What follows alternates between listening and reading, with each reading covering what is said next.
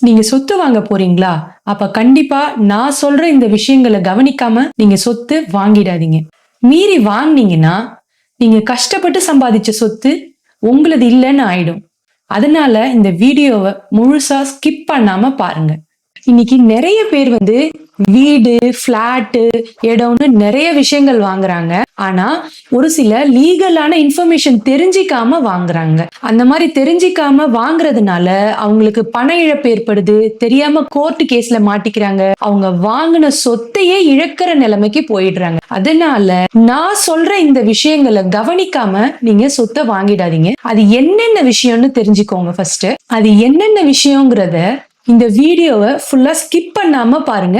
நான் ரொம்ப டீட்டெயிலா ஒவ்வொரு விஷயத்தையும் சொல்லியிருக்கேன். ஃபர்ஸ்ட் விஷயம் என்னன்னா, நீங்க யார்கிட்ட இருந்து வாங்குறீங்களோ, அதாவது உங்களுக்கு விக்கிறாங்க இல்லையா செல்ல, அவங்க பேர்ல தான் அந்த சொத்து இருக்கா அப்படின்னு வெரிஃபை பண்ணிக்கோங்க. இஃப் இன் கேஸ் அவங்களோட ரிலேட்டிவோ இல்ல அவங்களுடைய பிரதரோ இல்லனா ஒரு பவர் ஹோல்டரோ உங்களுக்கு அந்த சொத்தை விக்கலாம். அதனால கண்டிப்பா ப்ராப்பர்ட்டி ஓனர் பேர்ல இருக்கா அப்படின்னு வெரிஃபை பண்ணிட்டு ஒரு சொத்தை வாங்குங்க. செகண்ட் பாயிண்ட் என்னன்னா, பேரண்ட் டாக்குமெண்ட். அதாவது நீங்க வாங்க போற property sale deed, settlement deed, release deed, will, partition, இந்த மாதிரி எது மூலியமா வேணாலும் உங்க செல்லருக்கு வந்திருக்கலாம்.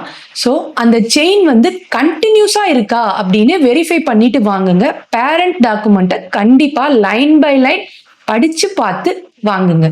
தேர்ட் பாயிண்ட் என்னன்னா, ஈசி என்கம்பரன்ஸ் சர்டிபிகேட், தமிழ்ல வில்லங்க சான்றுன்னு சொல்லுவாங்க. டிஎன் ரெஜினெட் அப்படிங்கிற வெப்சைட் குள்ள போயிட்டு நீங்க செக் பண்ணிக்கலாம். இந்த சொத்து யார்கிட்ட இருந்து எப்படி வந்தது அப்படின்னு செக் பண்ணிக்கலாம். அந்த ப்ராப்பர்ட்டி பேர்ல லோன் வாங்கியிருக்காங்களா, இல்லனா மார்கேஜ் பண்ணிருக்காங்களா, இல்ல கோர்ட் அட்டாச்மெண்ட் இருக்கா, இது எல்லாமே ஈசில ரெஃப்ளெக்ட் ஆகும். அதனால ஈசி கண்டிப்பா செக் பண்ணிக்கோங்க. அதுக்கு 1975க்கு முன்னாடியும் உங்களுக்கு வேணும்னா மேனுவலா போட்டு அப்ளை பண்ணி வாங்கிக்கோ. ஆனா இந்த ஈசிய செக் பண்ணாம கண்டிப்பா ஒரு ப்ராப்பர்ட்டியை வாங்காதீங்க.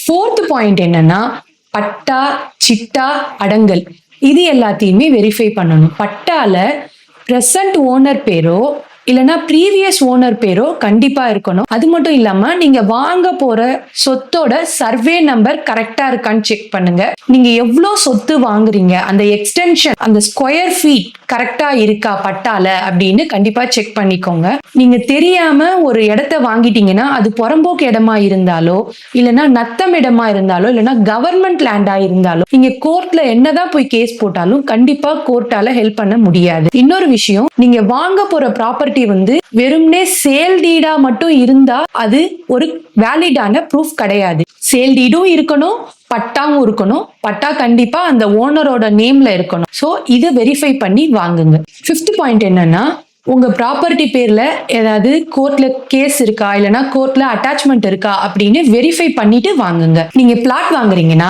அதுக்கு கண்டிப்பா சென்னைக்குள்ள வாங்குனீங்கன்னா சிஎம்டிஏ அப்ரூவல் இருக்கான்னு பார்த்து வாங்குங்க. அவுட் ஆஃப் த சென்னை வாங்குறீங்கன்னா டிடிசிபி அப்ரூவல் இருக்கான்னு பாருங்க. இதுவே பில்டிங்கா இருந்துச்சுன்னா பில்டிங் பிளானிங் பர்மிட் இருக்கான்னு பாருங்க. இதுவே பழைய பில்டிங்கா வாங்குனீங்கன்னா அதுக்கு ப்ராப்பர்ட்டி டாக்ஸ் அவங்க முன்னாடியே கட்டியிருக்காங்களான்னு பாருங்க. அதுக்கும் பில்டிங் பிளான் அப்ரூவல் அவசியம். நீங்க வாங்க போற சொத்து எதுவா இருந்தாலும் லேண்ட்லாக்டு ப்ராப்பர்ட்டி அப்படின்னு பார்த்து வாங்குங்க. நீங்க லேண்ட்லாக்டு ப்ராப்பர்ட்டி வாங்கிட்டீங்கன்னா நீங்க வாங்கின ப்ராப்பர்ட்டியை கண்டிப்பா நீங்க யூஸ் பண்ணவே முடியாது. அடுத்தது லாஸ்ட் பாயிண்ட் என்னன்னா, நீங்க வாங்க போற ப்ராப்பர்ட்டிக்கு கண்டிப்பா சேல் அக்ரிமெண்ட் அவசியம். நீங்க தெரிஞ்சவங்க தானே அப்படின்னு அவங்க மேல நம்பிக்கை வச்சு வாங்குனீங்கன்னா செல்லர் டிஸ்அப்பியரன்ஸ் ஏதாவது ஒரு விதத்துல ஆயிடும். ரிட்டர்ன் ஃபார்மேட், அதாவது 100 ரூபீஸ் ஸ்டாம்ப் பேப்பர்ல ரிட்டர்னா எழுதி அவங்க சைன் வாங்கிக்கிறது ரொம்ப ரொம்ப முக்கியம். மேலும் ப்ராப்பர்ட்டி வாங்குறதுக்கு இன்னும் நிறைய விஷயங்கள் கவனிக்க வேண்டி இருக்கு. இதுல ஏதாவது டவுட்னாலோ இல்ல உங்களுக்கு இன்னும் நிறைய இன்ஃபர்மேஷன் தெரிஞ்சுக்கணும்னாலோ டிஎம் பண்ணுங்க. தேங்க்யூ.